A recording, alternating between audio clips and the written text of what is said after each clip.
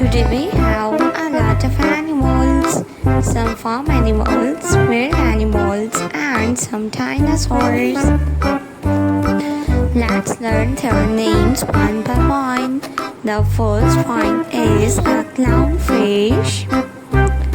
This is a clownfish. The next one is a velociraptor. This is a raptor. A king crab. This is a king crab. The next one is a turtle. This is a turtle. A kangaroo. This is a kangaroo. A rooster. This is a rooster. A shark. This is a shark.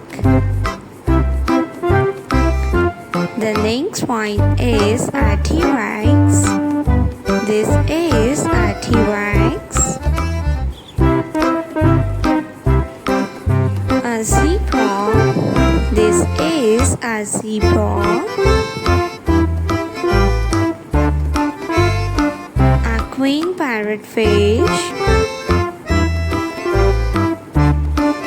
Octopus. This is octopus. Giraffe.